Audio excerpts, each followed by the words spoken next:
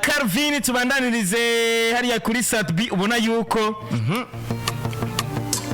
yaje gutya atera amashugwe Baririmvyikazi Monia Fleur. Satbi yagize gutya atera amashugwe Monia Fleur atitaye uko uwo basanzwe basohokana mu rukundo hariwe very nice atitaye yuko nawe asanzwe ari umuririmvyikazi. Ni Satbi inyuma yo gukora indirimbo Gakado indirimbo ya Monia Fleur ari kumwe na Satbi. Ni Satbi yanditse ubutumwa ubona yuko arwe gutera amashugwe Monia Fleur. Ni Satbi yanditse ubutumwa agira ati tunasabe hariya kuri Facebook n'abantu ubona yuko batari bwabubone tubashirire ko babubone. Kadusabe Patrick ari abuterekeye ko. Ni Satbi yanditse agira ati Monia Fleur we yanditse ati Monia Fleur. Hey yakaka Fleur yakanditse mu Congereza. Ubundi Fleur niyo flower mu Congereza. Hey yanditse Monia Fleur. Anje kandaba kantu kamwe.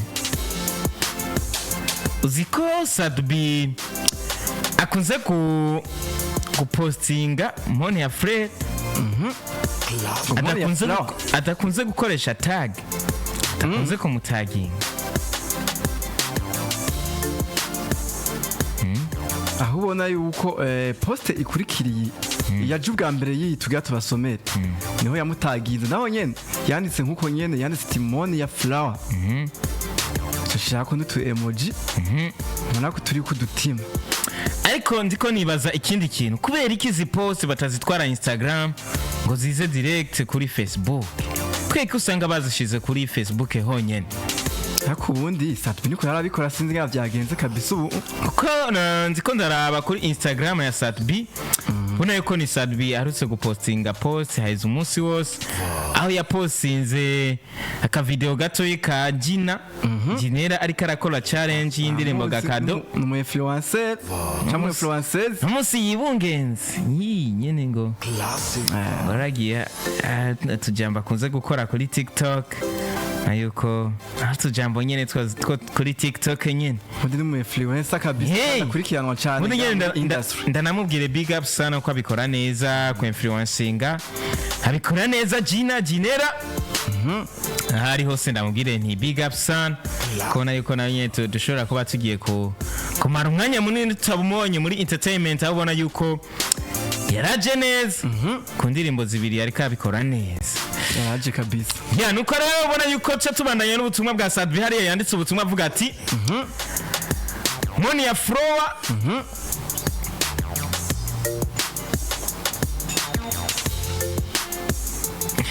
kabisa. Aho ubutumwa bwamaze gushika no kuri Facebook abari kuri Facebook ndibaza barabubona.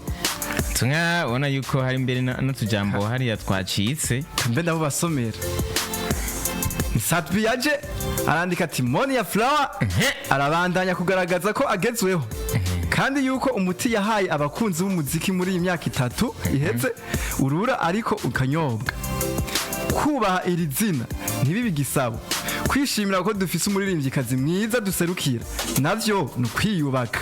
Acashaka aka emoji kidarapo ry'igihugu cacu ciza c'u Burundi.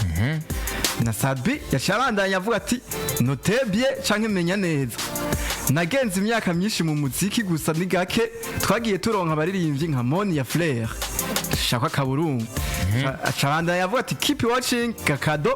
Acashira ko na link y'indirimbo Gakado bakoranye na Monia Fleur. Habis hawe cashaka ko nagafoto ahabona ko yari kumwe na Monia Fleur. Satbi ahagaze hejuru yiyo.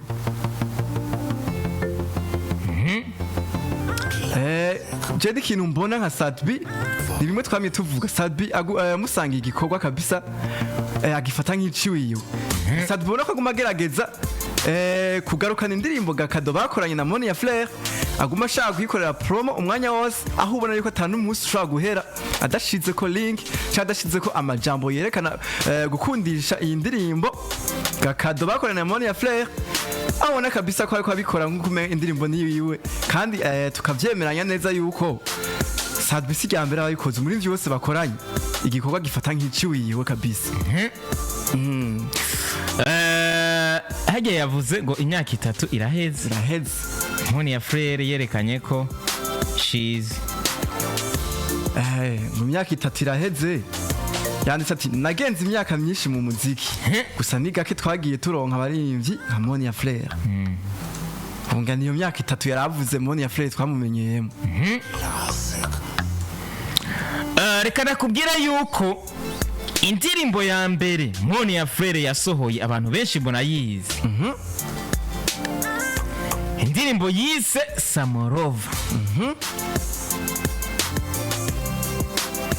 Ni indirimbo yasohotse ku igenekerezo rya 25 ukwezi kw'icenda 2020. Haize imyaka ingahe? Imyaka 5 kabisa. Imyaka 5 iraburamwe amezi nka 3 canke 2. Ni Monia Fleur novuga yuko bantu bari kuri Facebook reka umuntu abereka ukuntu yasa gasura ciwe. Ubundi umuntu uko akora arahinduka kabisa. Hey, hari muri 2020 cyo gihenda cibuka. Cyo gihenda cibuka.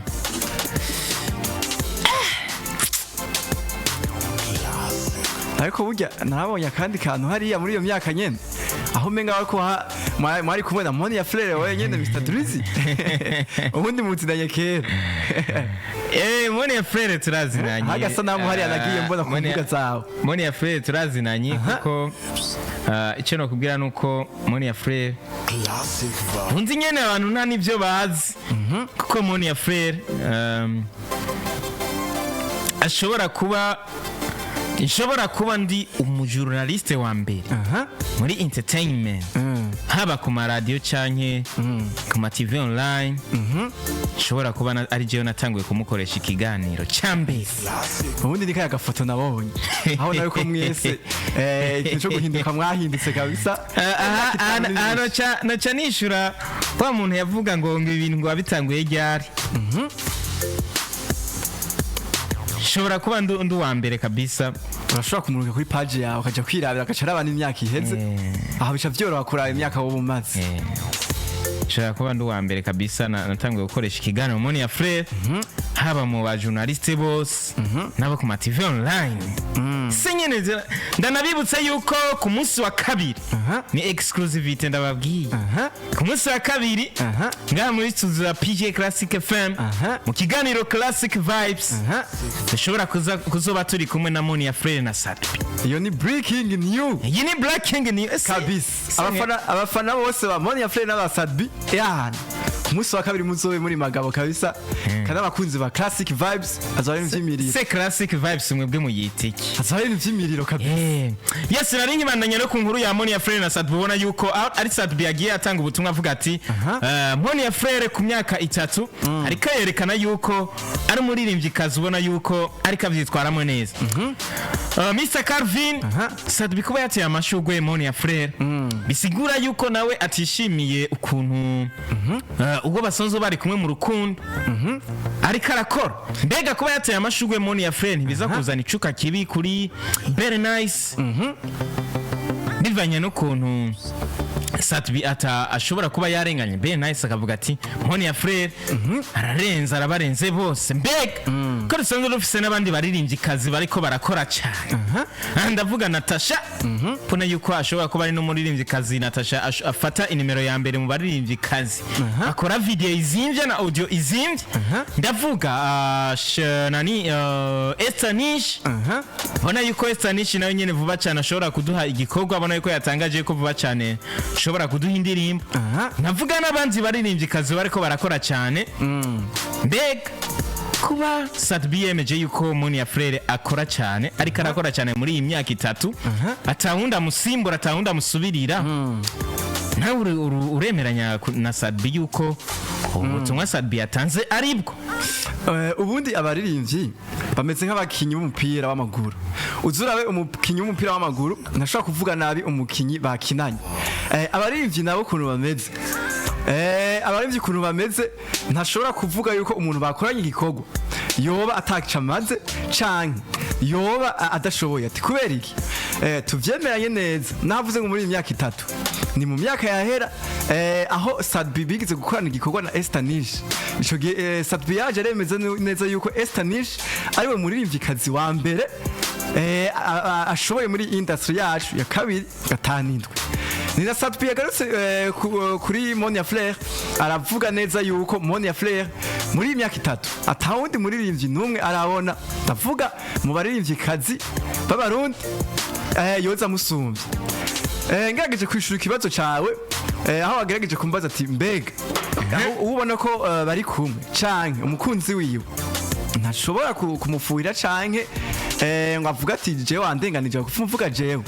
ubundi hajya ukuri kuravugwa Sadbi ashobora kuba yayivuze aravye ubushobozi bwa Monia Fleur kuko hajya ntashobora kumenya ubushobozi bw'umuririmbyi mutarakorana igikorwa kuko hajya niwe yamubonye muri studio ukuru vyagenda ahari fort n'ahari faible ashaka kuvuga ati je nabonye par exemple Monia Fleur arandika nyarutsa canke ntibimugora muri studio nibaza ko ari ivyo yafatiyeho kugira avuge yuko Monia Fleur ari wo muririmbyi wa mbere muri imyaka 3 amaze kubona akora neza ninde tutangare nejo bundi bakoranye n'ubundi par exemple nka Natasha par exemple nka Kelina ndetse n'abandi ugasanga muri ico gihe ariko avuga yuko nabo ari bo baririmvyikazi beza kuba yavuze ko ari mwiza usanga yafatiye ku buryo yamubonyemwe muri studio n'ubukerebutsi n'ubwitonzi byose yoba yarerekanye mu gihe bako barakora igikorwa cabo nuko bimeze bana yuko ubu n'ubutumwa bwa Sadbi bien si Sadbi bwiyo mbega ubwo butumwa yabwanditse canke yabuvuze arabiye ku kuntu Monia Fleur aririmba canke arabiye ku kuntu Monia Fleur yitanga kuko biratandukanye ni ibintu bitandukanye cyane kuririmba no kwitanga ariko icyo novuga no kuri umuziki w'uno munsi aho ugeze kuri kuririmba ugeze kwitanga mvuze kwitanga ndavuga promotion kuntu ukora ibikorwa vyawe kuntu vyitwararika kuno munsi hari abaririmbyi benshi dufise ngaha mu Burundi baririmba nk'abamarayika abizi cyane ngani turiko turababona muri entertainment tuvuga yuko Sadbi yabivuze yisunze ukuntu Monia Fleur yitanga ukuntu Monia Fleur atigera anyoteza abakunzi biwe ubundi ugiye kuraba ni Monia Fleur muri iyi myaka nyene 3 kafati imyaka 3 nyene Sadbi yavuze ni Monia Fleur kuva 2022 ugiye kuraba atigeze uvuga ngo yadebukiwe ni umwe mu bakobwa industry y'umuziki w'u Burundi ifise yavuze ko amajambo menshi ndetse n'ubu akivuga ko amajambo menshi ariko kitawuje yuko aguma akora akaguma arekura yindi miziki aho ubona inaryoje ni Monia Fleur ugiye kumuraba ntiyigeze aba wa wundi asora akagoma kamwe akaririmbo kamwe agacamara nk'umwaka wose adasohoye ugerageje kuraba ni ibintu twonashimira na management yiwe hajya manager wiwe ku rundi ruhande ndamushimira cyane kuko hajya nashamwe ingufu nawe nyine akavuga ati mukobwa raba imisi iragiye ngo dusuye muri studio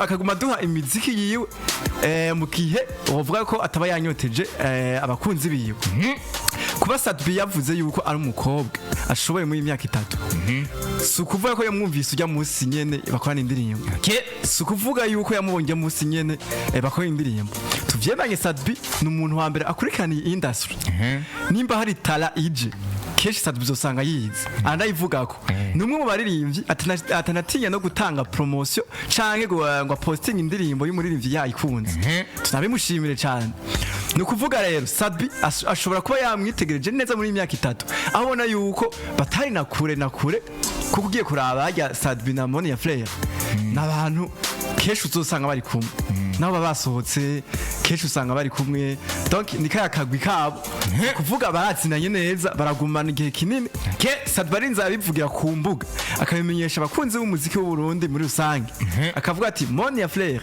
arashoboye nta wundi muri ivyo ndabona muri imyaka 3 mu bakobwa amurenze no kuvuga ko ari ibintu yitegereje neza cyane kandi si kuvuga ko yumvise yuko aririmba neza gusumba abandi ahubwo usanga yabo yaravye ubutwari bwiwe n'ubukerebutsi kuko aya mu muziki tuvyemanye udafise ubukerebutsi ushika drize bisaba ko ufise ubukerebutsi kuko ibintu by'imiziki biragoye cyane si ibintu ukora hama ngo ugume wicaye ngo vyitware nibisaba promotion ukaguma ugenda ku radio ku marezo sociaux ukaguma postinga ukora iki niki rero Sadpi usanga yabonye ivyo bintu byose ko abikwije kandi abishoboye gaca avuga yuko ari umwe mu baqueen canke mu bakobwa muri iyi myaka 3 bako bigaragaza neza cyane kabisa nuko bimeze rero